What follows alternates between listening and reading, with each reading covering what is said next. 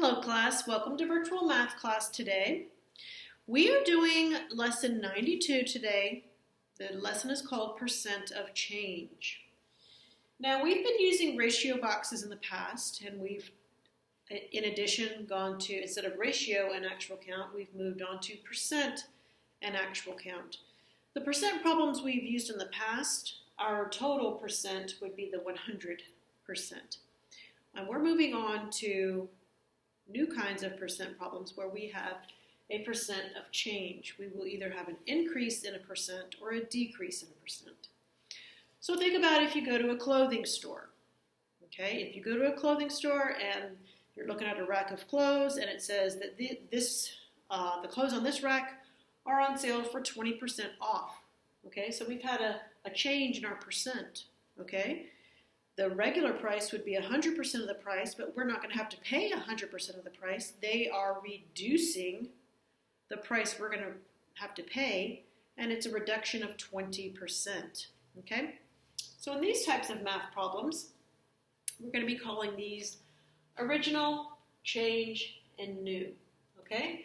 And that's going to be the labels that we give to our category. We're going to have an original percent. We're going to have a change in the percent. Now the change could be an increase in percent or a decrease in percent. Okay, my example just a minute ago where I was talking about the sale at the clothing store would be a decrease in a percent.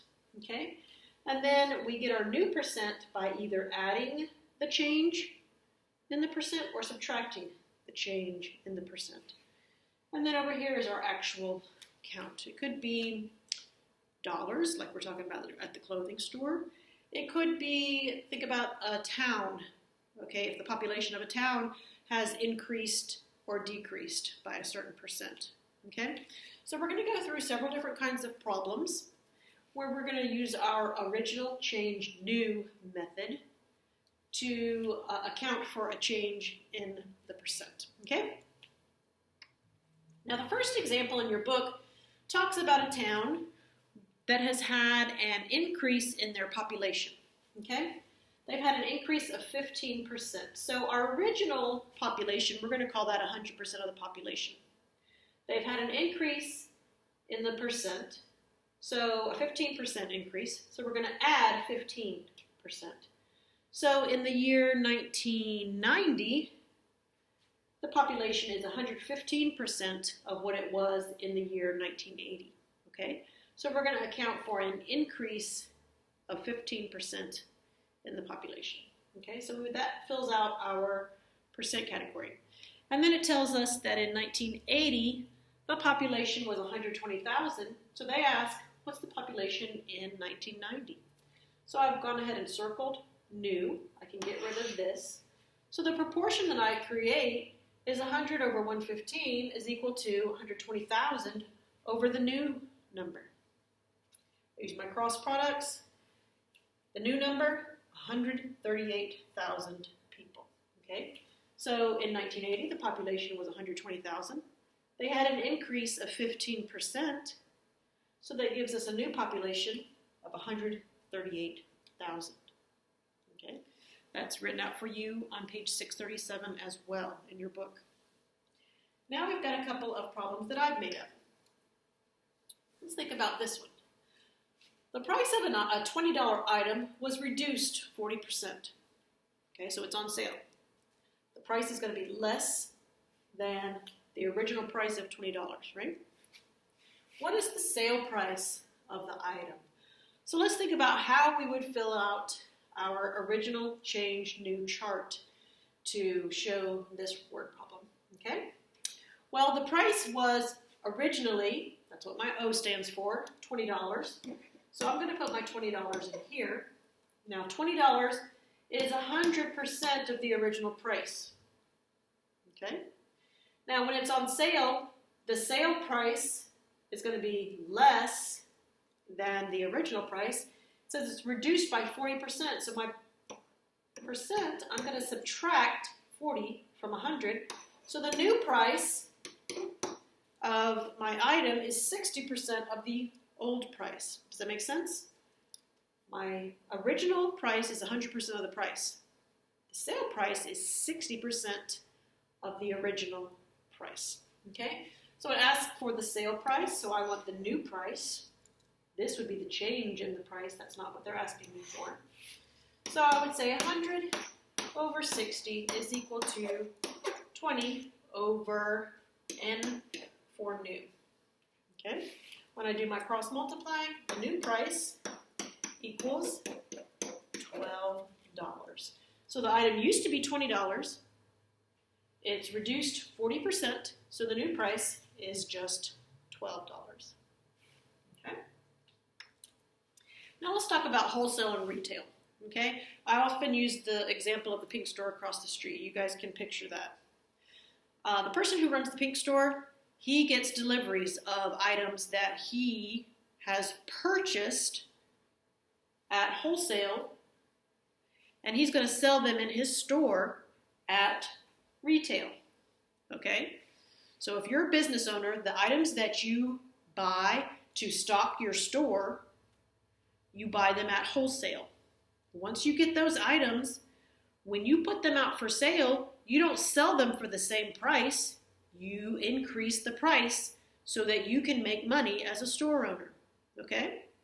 So when we buy it, when we go to the pink store to buy it, we're paying retail price. It has been increased. When the store owner purchases the products that he's going to put in his store, he's buying them at wholesale. Okay?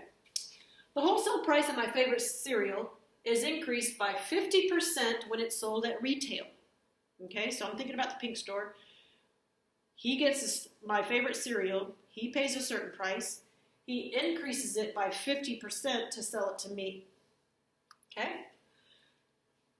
If the wholesale price is $4, how much is the price increased for sale at retail? We want to know the increase. Okay? So let's start filling out our stuff. We know that the original percent is going to be 100. And it says it's increased by 50% to get the new price. So I'm going to increase it by 50%. 100 plus 50 gives me 150%. So when I go to buy it, the price that I'm going to pay for it is 150% of what the store owner bought it at wholesale. Okay? Now let's see what else I can fill in. The wholesale price is $4. $4. How much is the price increased? So I want the change in the price. It's not asking me for what the new price is going to be. It's asking me how much did the price increase. Okay? So we got to be very careful what they're asking us for. How much is the price increased? So my proportion is 100 over 50 is equal to $4 over the change. Okay? I do my cross multiplying, and the change is a change of $2. Okay? So they're going to increase the price $2 to sell it at retail. Okay? Okay, go ahead and pause this video and go ahead and do the practice set A through E. Read very carefully so that you can put your items from the problem in the correct categories. Okay, remember, if there's an increase in a percent, we add to get the new percent. If there's a decrease in a percent, we subtract to get the new percent. Okay? Go ahead and pause and do your practice set and then come back. Okay, A. The regular price is $24.50. The item is on sale for 30% off. So I said, here's my original price is $24.50. That's 100% of the price. It's on sale for 30% off. So the sale price is a reduction in percent. So I'm going to pay 70% of the original price when I buy it at the sale price. Okay? And then it asks us for the sale price. Okay, so I get rid of this category. I don't need it. 100 over 70 is equal to $24.50 over the new price. The new price is $17.50 once I do my cross products. Okay? Letter B. Letter B says, the number of students taking algebra increased 20% in 1 year. So I went ahead and filled in my percent category. The original amount of students was 100%. It increased 20%. So the new percent is 120. Okay? Then it says, if 60 students are taking algebra this year, how many took it last year? So they gave us the new number this time. 60% are taking it this year. They want to know the original number. Okay? So I'm going to get rid of this category.